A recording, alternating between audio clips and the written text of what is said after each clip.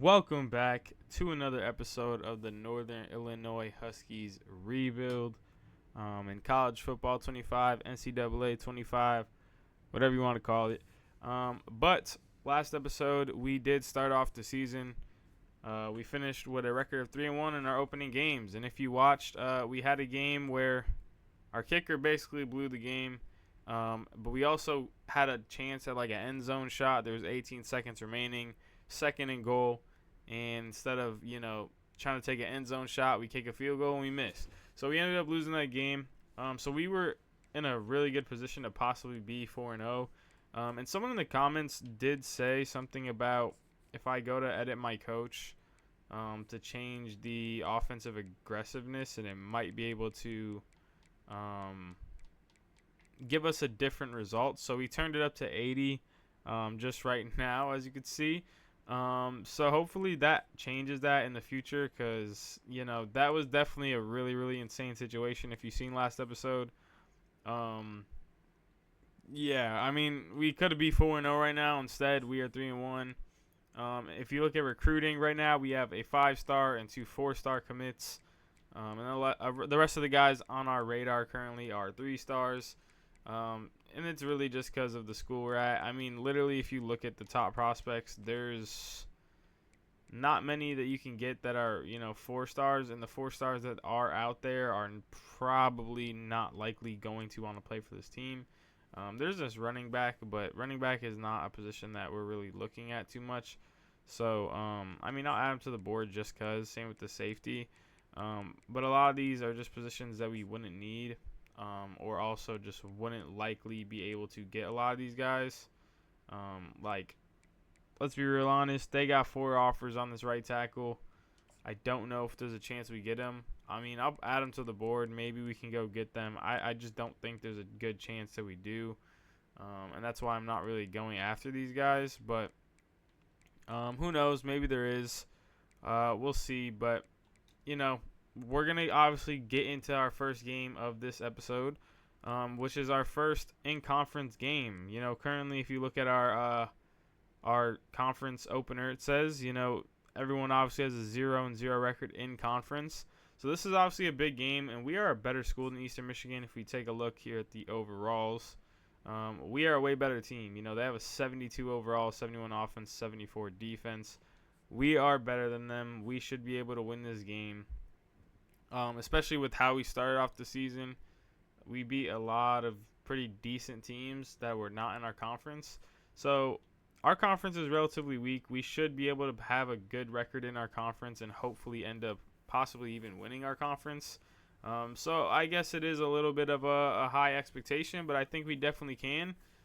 So let's get into the game against Eastern Michigan and hope that we could win our first conference game of the season. As you can see here, it looks like they're going for an onside kick, as they could almost got it. I'm not going to lie. But, obviously I simmed the whole game. I didn't really feel like there was a purpose of watching the whole game because we had a big lead almost the whole game. I'm not going to lie. However, if this was one game to play or watch a lot of, probably would be a cool stadium to play at, as they have a great turf. But yeah, we ended up obviously winning 38-27. And that puts us at a 4-1 record on the season. And we could, like I said, be 5-0. If we do end up finishing the season with only 1 loss, it is going to be really, really, really hard to think about the 1 loss that we did have. However, I don't know how much it's going to factor into our school if we actually do have a really good record in terms of ranking, because our conference is so bad. Let's take a look at the stats for the game. Let's see, Ethan Hampton. Oh, Ethan Hampton must have got injured. So that could possibly be something that we definitely might have to look at, how bad the injury is, because our other senior quarterback, Kenny Luth, comes in. He has a pretty decent game, two touchdowns on 10 completions for 115 yards. In terms of running, Shakir Westbrooks again with another touchdown, 91 yards on 16 attempts. He had one 20-plus yard run. Overall, damn, he had an 83-yard run for one of our receivers. But And then in the receiving game, also, Shakir Westbrook also had a touchdown. Kyle Thomas also had 2 touchdowns. So overall, really good game. I think our biggest concern from this game now is actually our quarterback being injured. Because, we still ended up winning this game, but, with Ethan Hampton, how he's been playing this season, if we don't have him, then, it could change a lot of how the season is going to go. Let's quickly look at defense. We had no interceptions, 2 tackles for loss for some of these guys. We had some sacks. I really never see our team get interceptions, but yeah. So we went 38-27, and now we really have to see what's going on with our quarterback in terms of injury. So as you can see, Ethan Hampton is out for 5 weeks. So that looks really, really bad for us, as that could put him out for the rest of the season. The only way that he would play another game for our team is if we find a way into like a bowl game. Because 5 weeks from now would be maybe, I think he plays like the last game of the season. Because we have 5 games played right now, another 5, that's like 10 games. We could have like an additional 2 more games. Let's take a look at our schedule really quick. So if he's out for this week, then we're going to lose him for 1, 2, 3, 4, 5. So he'll come back for the last 2 games of the season. So he's not done completely, but that is a big, big blow. Especially if we're trying to actually win our conference. If our backup quarterback can't come in and, do his thing, like, there's a good chance we fall out of this race in our conference. But we do start 1-0, so at least there's a positive to it. And our team still looks really good, especially when we have a running back like Shakir Westbrook. It definitely does help, as that 2-star quarterback does end up committing to our school, so that's nice to see. Now, where we spend our points at, I'm not too sure, because for this right guard, it looks like Iowa State is really, really starting to gain some interest with him, so we don't want that, obviously, to happen. We want to still, obviously, get him. If we look around at some of these other guys, we could possibly go out after some of them. Maybe we try to offer one of these top tier guys to come to our school. I'm not too sure how it would go, but I think it's worth a shot at maybe one of the safeties. Which one would make more sense is probably Jay Waiters, just because Paul York is about to narrow down his top 8, even though he has less offers. Maybe Jay Waiters makes more sense because we actually have time to get into his top 8 before he narrows it down. Or we could try to go after the right tackle. I just don't know if we can get any of these guys because, like I said, it's pretty late in the recruitment process. And so it wouldn't make sense that we actually find a way to get all of them. But we're gonna give an offer to the right tackle and to Jay Waiters, the free safety, and see how that kind of goes. We don't really have points to spend unless we take it off of some of these other guys. Which, I don't know, I don't want to risk losing this right outside linebacker, because there is definitely some times where, out of nowhere, another school comes in and they'll take the guy just because they start, taking points off. And then someone comes up and they're like, okay, you know what, we're going to go get him. And they do take him. So I don't want that to happen. But I also don't want to lose this right guard, which means we might have to spend points on him. But I also don't want to lose this right tackle. But I think we're going to remove the points from this right tackle to 50 because I think 50 will be fine enough to get him. And let's see if we get soft sell. We don't have even enough hours. I am chatting. But we have... Let's just take off all of our hours so that we could fully do it with this guy, like as many hours as we can. So we're going to give him 55. Hopefully that is enough to get this right guard. We don't want to lose out on him, especially this late in the process, for another school to just kind of walk in and take him. Would definitely suck. But now, we play Kent State. They're also 1-0 in the conference. And we have some big things going on because if you take a look at our roster, Kenny Luth is going to be our quarterback for the game. And for the majority of the season, he will be our senior quarterback and actually play a lot now. So, um, you know, Kenny Luth, let's hope that he could do his thing. Before the season even started, Ethan Hampton played really bad last year. I was really thinking about replacing him with Kenny Luth. So, now we actually have the chance for him to prove if he could actually play for us. Shakir Westbrook is going to have to carry a lot of the offensive load, as he's already been doing that kind of all season. He's been really, really good as a freshman, and now with an injury to our quarterback, we expect to probably run the ball a little bit more. So let's go see what happens in our Kent State game, our first game without our quarterback, Ethan Hampton. So we started off the game in the sim. I was, watching. We definitely were struggling offensively to start the game. Kent State took like an early lead of like 7-0 for like the first half. We literally could not really get the ball moving too much. In the second half, though, we do really get the ball moving, and now we're in a really good opportunity to obviously win this game. We're up 11, assuming they make this extra point here. We'll still be up 11 points with 31 seconds left. So, the backup quarterback we thought could possibly could maybe slow us down, but right now it is not currently doing that. Let's hope we can recover this onside kick here and get the game over with. That's not how we do that. I don't know who that was, but they completely missed the ball. I'm not going to lie. That was crazy as hell. So take a little knee, run out the clock, and there we go. That should end the game. I don't know what the stats look like too much, but I know that a lot of our touchdowns, I'm pretty sure, were rushing touchdowns. But yeah, as you can see in the first half, it was tied at halftime. Player of the game goes to Shakir Westbrook, so he continues to just dominate.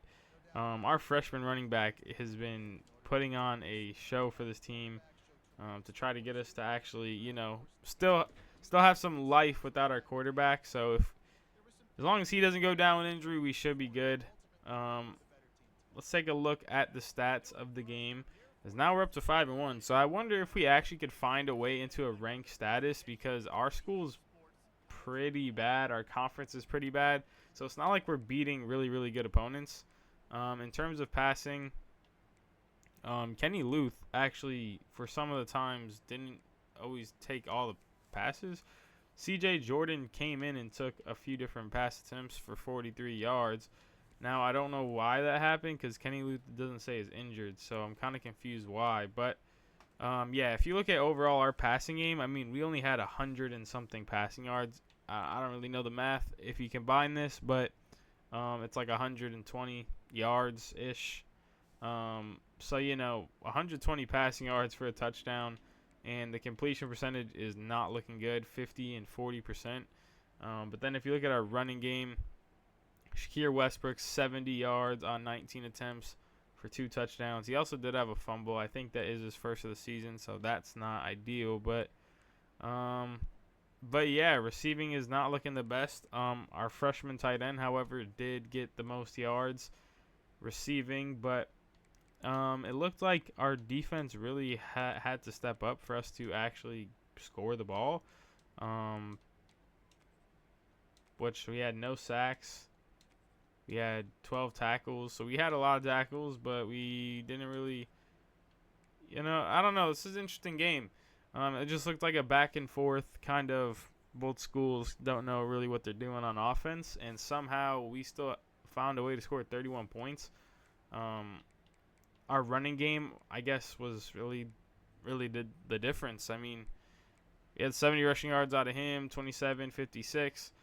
In terms of team stats, they had more total offensive yards. They had more first downs. They just looked like the better team, but we found a way to still end up winning the game. So it's a good and a bad thing. We still got the win, but we have to look better if we want to compete without Ethan Hampton at quarterback. After the game's over, we do actually end up getting that right guard, Duke Finley, to commit to our school. So that's really good. However, we are now out of the race for both the safeties, which does suck, but we didn't expect to get them, Things happen. It's something that, like I said, it happens, okay? We're going to give a scholarship to this running back, even if we don't end up getting him. He's a 4-star running back that's an athlete. I like that he is an athlete.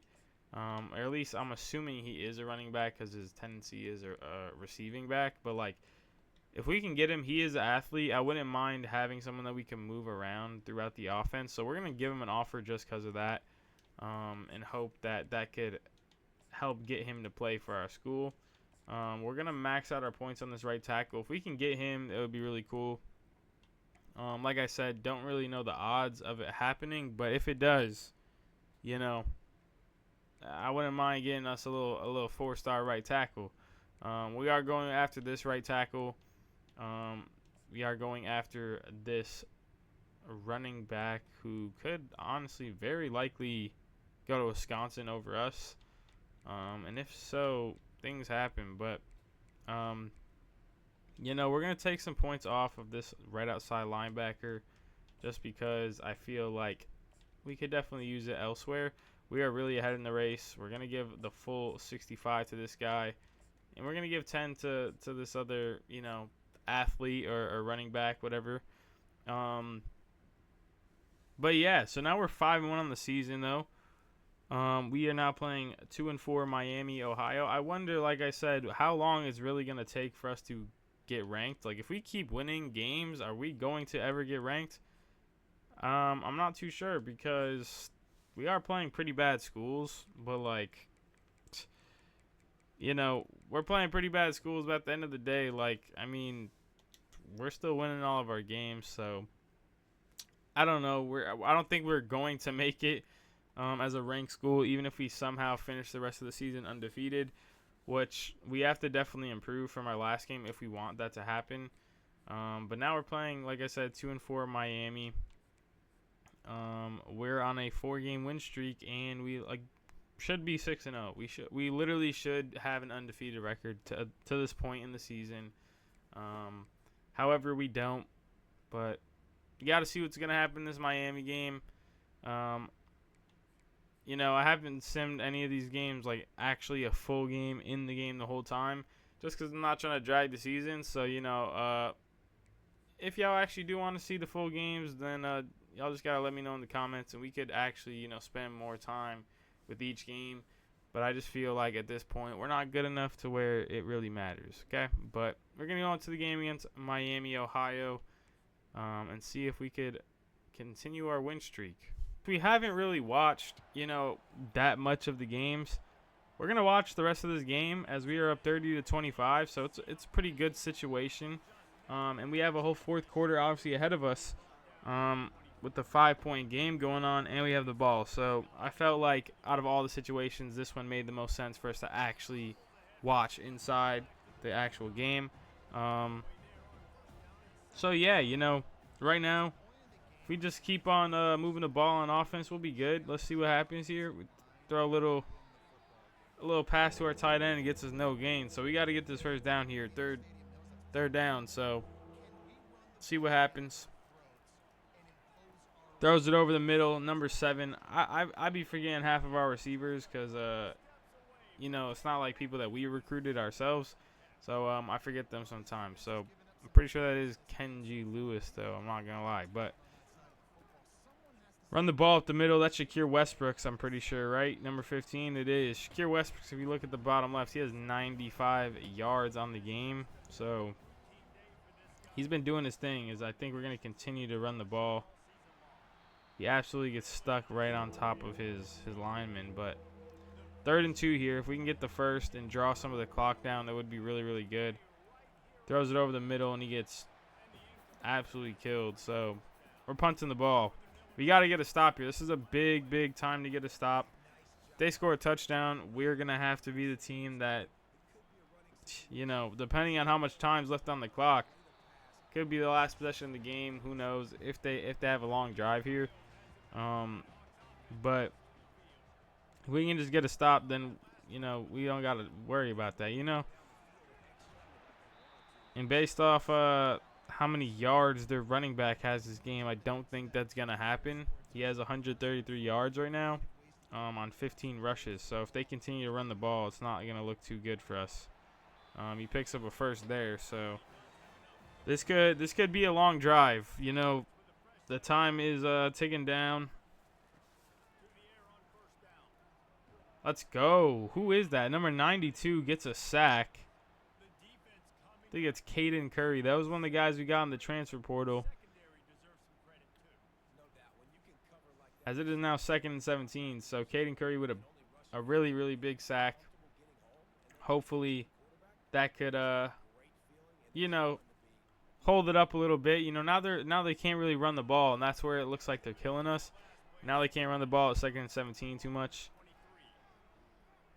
And he throws it over the middle, and we cannot allow that. We cannot allow something like that in 2nd and 17 as they get another first. So time is still ticking down, and they're just moving the ball on offense right up the field. It is not looking good.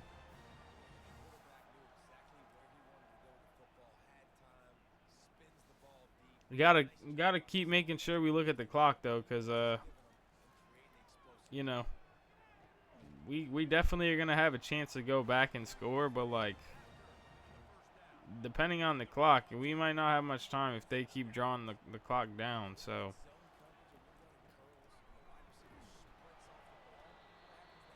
that's gonna probably take it to the 2-minute warning, unless they try to actually get a play off before the 2-minute warning.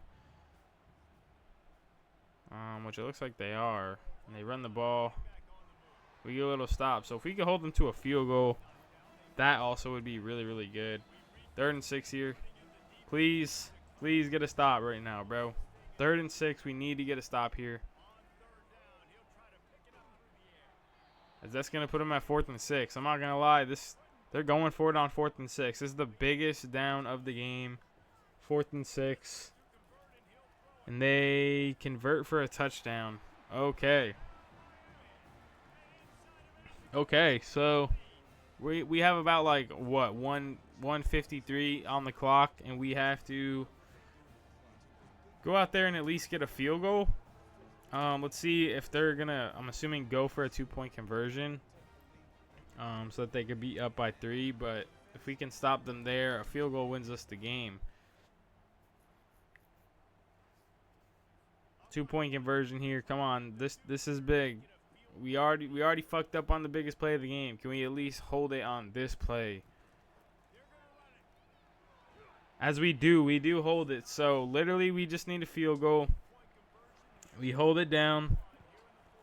If we can run out this clock and get in field goal range and hope that our kicker is good enough to obviously make the field goal.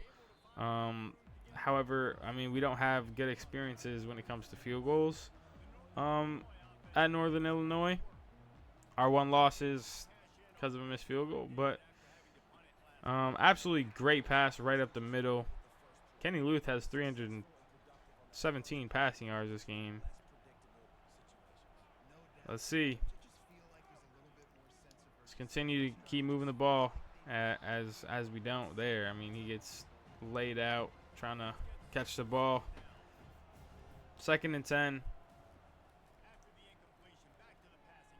Throw it again, and we just can't catch a ball right now. They are playing some good defense. As soon as you throw the ball to them, they're there to hit you. So Shakir Westbrooks runs up the ball and gets us a first down, and that also draws a lot of time off the clock, probably. The clock isn't even ticking, so like I said, we get in field goal range. We're in a good spot, so it's another big catch and run as we lose one of our O linemen. It looks like Drew Holt does get injured.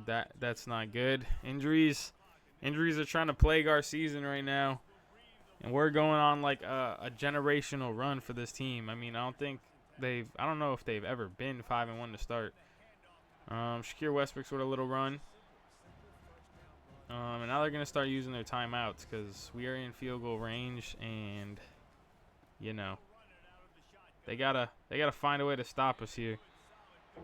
Probably not gonna happen. It's really coming down to if our kicker can make the field goal.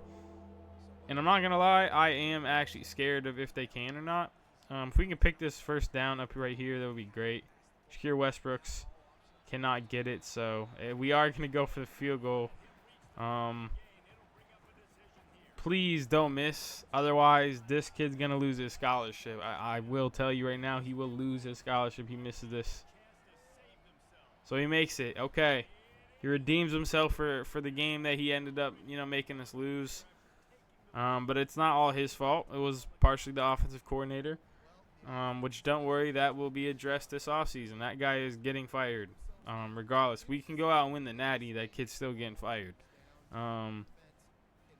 But yeah, so we're up, 33-31 now. We just got to get a stop with 30 seconds, 40 seconds left on the clock. There's still a minute, actually. Okay, they have no timeouts, minute left. Can we hold them to not even a field goal? A field goal wins them the game. So let's see what we can do. 58 seconds remaining. This is the biggest, defensive stand for our team this whole season. As we get them down there, and they have no more timeouts, so the clock's, moving if we can tackle them in bounds. They spike the ball here, 3rd and 3. Let's see what happens. Come on. 3rd and 3. Puts it over the middle. That's not a first. That is not a first, and the clock's moving. This is actually a really good position. Come on. Let's get a stop right here and end the game. 4th and 3, throws it over, and that's an interception. I don't know who number 5 is, but he just got a game-sealing interception for number 5. I have no clue who it is. My bad, but damn, that fan looks like he wants to cry, bro. He's actually shocked. So that should win us the game. We take a knee right here. We win the game. Northern Illinois is going to move to 6-1 on the season, and that was honestly probably a pretty good time for me to actually come in and kind of watch the game. I would do it a lot more often, but a lot of our games we actually have been blowing a lot of teams out. We don't have many games that are close situations, but that's gonna give us the win right there. And we had an insane second quarter, 23 points in the second quarter. We couldn't do almost anything for the rest of the game aside from there. But Keyshawn Pimpkin had 228 yards with 3 touchdowns. I didn't even know that. I'm not gonna lie. I was just simming the game. I didn't really see all the stats behind it, but you can look at the stats right now for our team. Let's take a look. As Kenny Luth had 335 passing yards for 4 touchdowns, 73% completion rate. So he's also looking really good. Both of our quarterbacks, both looking really good. Shakir Westbrooks had 21 carries for 117 yards, no touchdowns, but he did have a fumble. But he's still getting a lot of those yards. He is getting a lot of yards. And then Keyshawn Pipkin had an insane game. 9 receptions for 228 yards and 3 touchdowns. That could honestly get him National Player of the Week. We were just talking about it. It did end up earning him Offensive Player of the Week. In MAC, I wonder if it also is National Player of the Week. Let's see. It is. So he does end up getting himself a National Player of the Week. So big game, and he's a junior, so he'll still be here next year. Keyshawn Pipkin. That's insane. And then now we're playing a 1-6 Central Michigan team, where I want to see their overall. So we're better on paper also. So that's good to see. Our team's looking good. 6-1. We're 3-0 in conference. So in conference even we're literally tied for the best team with Ball State and Bowling Green. Never did I think Ball State would be 3-0 in conference and 5-2 on the season. So this is definitely an interesting season. I did not expect us to be 6-1 right now. I'm not gonna lie. And especially with our top first string quarterback going down. And we have a new starter. It still is also not something I expected him to do. Thought we would for sure take a step back as soon as we lost our quarterback, but we didn't. We're continuing to win games. Get locked out on this guy though, so that kind of sucks. But we're still in kind of the race for this right tackle. Hopefully we can get him. I do want to take a look at the prospect board because we got some of our team grades up over the time. I wonder if there's guys we can actually go after that we can actually get now. There's a quarterback here in Jared Suggs. Now, this is an interesting thing because he has no offers, and he's a 5-star, so, we could definitely get him. We also have Sean Dukes, who was the quarterback that we got last year, who expects to be the starter next year. But do we go after a 5-star quarterback here? Because he is he has no offers. He's a 5-star quarterback. He cares about championship contender. Currently, we do fit the need. Obviously, if we lose some games, it can go down and we might not meet it. But at the end of the day, he's nationally ranked 7th. Somehow, he still has 0 offers. And I don't know if that's a good thing or a bad thing, but he has no offers. There's also a lot of guys that are now willing to play for our school because a lot of them do have the championship contender deal breaker. So we could actually get a pretty good amount of guys now. But I think I'm going to end it here just because I want to know what people's thoughts are on if we go after this quarterback or not. We already have 3 quarterbacks that we are getting. Or 2, I mean. We already have 2 quarterbacks that we're getting. We need 3. We have 3 senior quarterbacks that are all graduating, and we have our freshman Sean Dukes, who we expect to take over next season, who was a 4-star gem last year, and he has elite development. So it's there's a pretty good chance, obviously, that we're going to continue with him. But that could change also with Jared Suggs. I mean, this guy Jared Suggs is a 5-star quarterback. So do we go out and get him is really the question. So yeah, like I said, that being said, we're gonna end it here. Y'all let me know, do we go out and actually give Jared Suggs an offer and try to get him? Even though we already have Sean Dukes and we already getting a few other quarterbacks who are gonna be backups for us. Or do we just say it doesn't matter about our depth chart? Let's just go out and try to get as much talent as possible and go and get the 7th ranked nationally, the number 1 in his position quarterback. So y'all let me know. But yeah, it was I think a decent episode. We didn't lose a game. Went 3-0 in conference. And next episode we probably will finish off the rest of our season, as we are getting down to the wire of the last few games of the season. Hopefully we have a bowl game. Hopefully, maybe even we find a way to get ranked. I don't know. I mean, we are 6-1, but again, we are playing in a really bad conference, so I don't know if that will happen. But the injury plagued team is not being stopped. Okay. We might have lost a few people to injury, especially our quarterback, but we are not being stopped by it, as we're continuing to win games, and we have some player of the weeks and all that. But that's really it. Thanks for watching, and I'll see y'all in the next one.